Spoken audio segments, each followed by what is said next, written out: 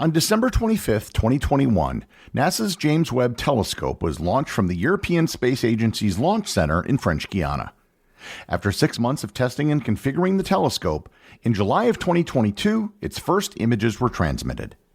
Since then, we have received a flood of images and data that have caused astronomers to rethink much of what we know about the universe. Learn more about the discoveries made by the James Webb Space Telescope so far on this episode of Everything Everywhere Daily.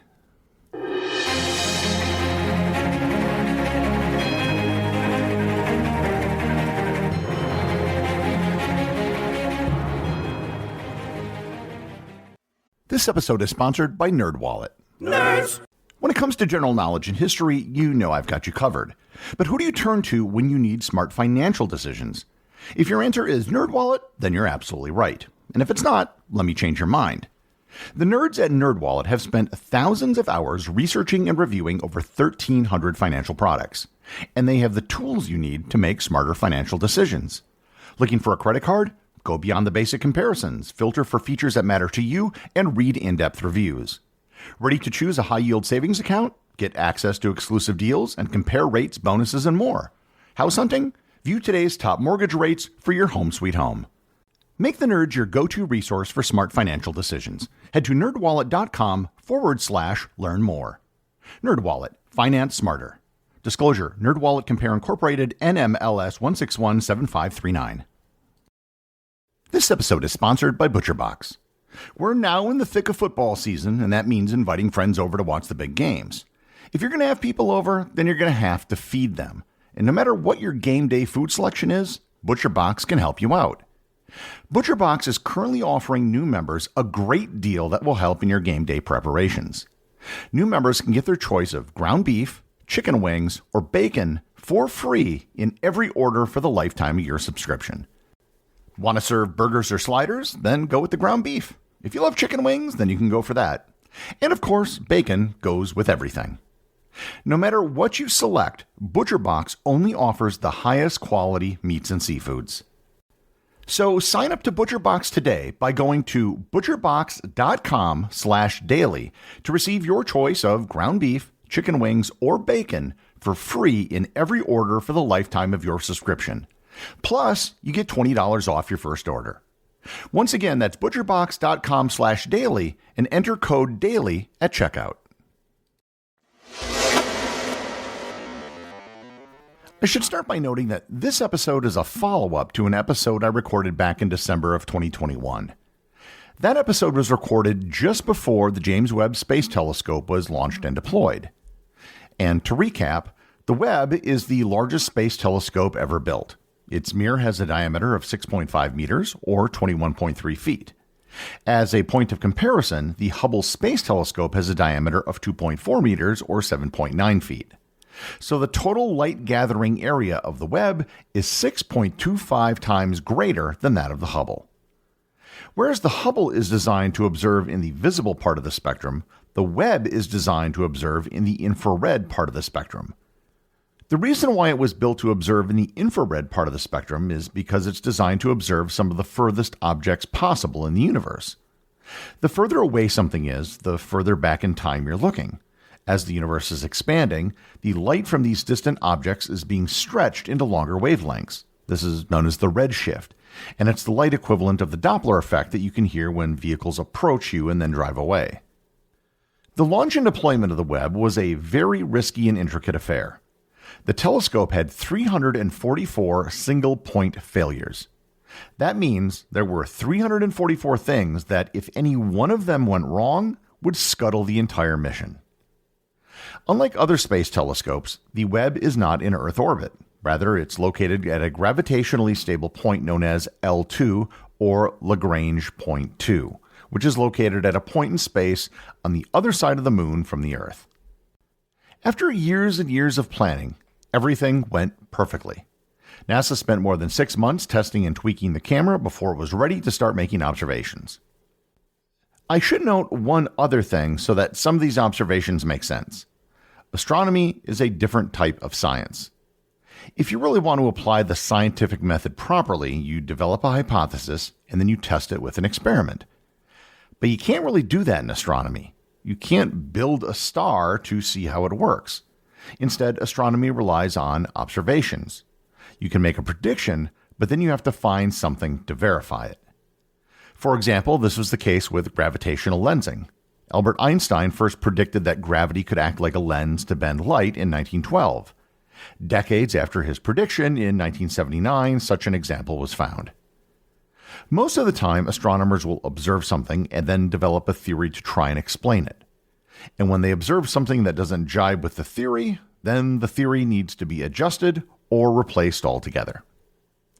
So, with that being said, what have astronomers discovered? Let's start with the big stuff. The Webb has peered back about as far as is possible and found something that shouldn't exist. According to existing cosmological theories, the universe is about 13.787 billion years old. This is determined by the cosmic microwave background radiation and the universe's expansion rate, also known as the Hubble constant. We also have a theory for how galaxies and stars form and how long the process of formation takes. The galaxies that were observed were far larger and older than what we think should be possible going back that far. By analyzing the light emitted from these galaxies, it was determined that they were viewing light that was emitted 500 to 700 million years after the Big Bang. Given how old they are and how much time had elapsed since the Big Bang, these galaxies shouldn't be that big.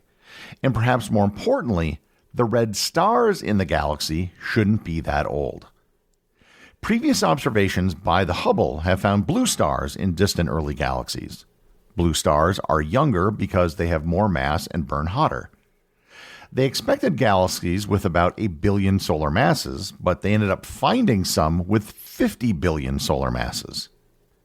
As of now, there is no consensus explanation for these observations, but several theories have been put forward.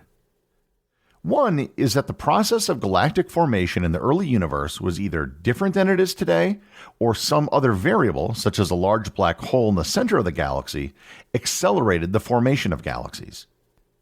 Another theory holds that we underestimated how quickly stars formed in the early universe. If stars formed in massive bursts shortly after the Big Bang, this could lead to the rapid evolution of galaxies, making them appear more mature at earlier times than our models predict. Another theory is that perhaps physics just worked differently in the early universe. Yet another theory is reviving an older idea known as tired light. This theory, which challenges the concept of cosmic expansion causing redshift, posits that photons lose energy over time due to interactions with other particles or with space itself. If this is true, this could mean that the universe's age has been underestimated because we've misinterpreted redshift. Some estimates suggest that the universe could be 26.7 billion years old, removing the need for dark matter by altering how we understand the expansion of the universe and light's behavior. And of course, we can't rule out the possibility of simple errors in measurement and observation.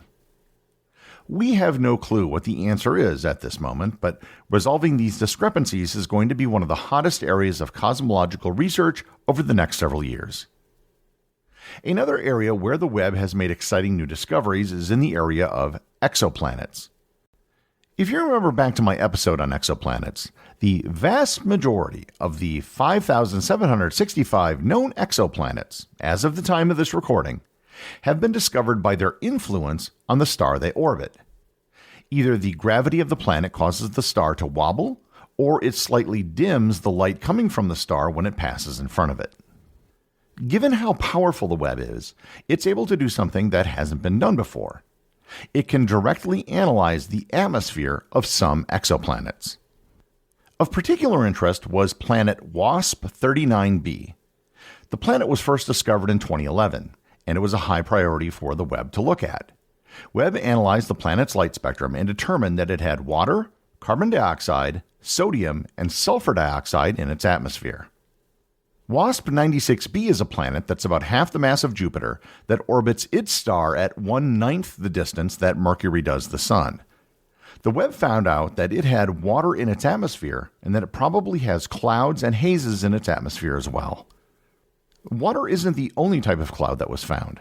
exoplanet VHS 1256b showed signs of silicate clouds and a variety of organic compounds, including carbon dioxide, water, methane, and carbon monoxide, suggesting a dynamic and potentially rich atmospheric chemistry.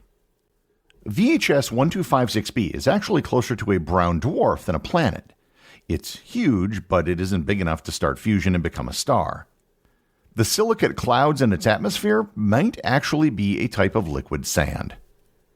One of the reasons VHS 1256b could be observed so well is that, unlike many exoplanets that orbit close to their star, this one is 4 times the distance from its star than Pluto is from our Sun, and it's 19 times as massive as Jupiter. Its distance means that it could be observed without the bright light of its star overwhelming the observation. The very first exoplanet that the Webb discovered was LHS 475b. What makes this planet so special is that its diameter is 99% that of Earth's, and its mass is approximately 91%. Unfortunately, it probably isn't a good candidate for future colonization. It has a surface temperature of around 313 Celsius, and it orbits its star every 2 days. The Webb isn't just observing fully formed stars and exoplanets. It has also made observations of stars that are in the process of forming. By studying the disks around young stars where planets are believed to form, the Webb has provided insights into the initial stages of planet formation. Observations of these protoplanetary disks reveal the presence of chemicals that are necessary for life. The molecular cloud known as Chameleon-1, about 500 light-years from Earth, has been found to contain carbon, oxygen, hydrogen, nitrogen, and sulfur. The infrared camera on the Webb has been able to see some things that other telescopes simply can't. In the constellation Cetus, there are 2 galaxies that are in the middle of colliding. Known as IC 1623, it's been obscured by the enormous amounts of dust. Webb, however, can peer through the dust in infrared wavelengths, and it has observed that the colliding galaxies are forming new stars at an accelerated pace. One particularly bright section is making stars at 20 times the rate of the Milky Way. The Webb has also found an entirely new class of object which have been dubbed jumbos, which stand for Jupiter Mass Binary Objects. Webb has found 40 pairs of jumbos so far, and they share one remarkable trait. None of them orbit a star. The fact that such large planet-type objects can exist outside of the orbit of a star has changed many of our ideas of planet formation. While the major focus of the Webb has been making observations at the edge of the known universe, it's also made some observations in our solar system. Titan, the largest moon of Saturn, is one of the most intriguing moons on the solar system for one reason. Titan has an atmosphere. In fact, it has a relatively thick atmosphere. It's believed that on Titan, it is the only place in the solar system other than Earth that you could walk around without a pressurized suit. You'd still certainly need protection from the incredibly low temperatures and the toxic atmosphere, but you wouldn't need pressure, or at least not very much. On November 4th, 2022, Webb captured an image of Titan that showed clouds in its atmosphere. 2 days later, the Keck Observatory in Hawaii captured an image of Titan that showed that the clouds that were seen by the Webb telescope had moved. There was weather on Titan. On top of all the discoveries I've just mentioned, there are many, many more observations that have been made by the Webb telescope so far. And all of this has been done in just under 2.5 years. NASA traditionally has very conservative estimates for the duration of its unmanned missions, but they often surpass those estimates by years. For example, the Opportunity rover on Mars was only scheduled for 90 days, but it ended up being operational for 14 years. The Webb mission had an initial span of just 5.5 years. However, because of the amount of propellant on board, it's entirely possible that the Webb could be operational for another 20 years. Assuming it continues to function, and based on previous NASA missions, this is highly likely. So there should be a lot more discoveries made by the James Webb Telescope. And some of those may require astronomers to reconsider what we know about the universe. The executive producer of Everything Everywhere Daily is Charles Daniel. The associate producers are Benji Long and Cameron Kieffer. I want to give a big shout out to everyone who supports the show over on Patreon, including the show's producers. Your support helps me put out a show every single day. And also, Patreon is currently the only place where Everything Everywhere daily merchandise is available to the top tier of supporters. If you'd like to talk to other listeners of the show and members of the Completionist Club, you can join the Everything Everywhere Daily Facebook group or Discord server. Links to everything are in the show notes.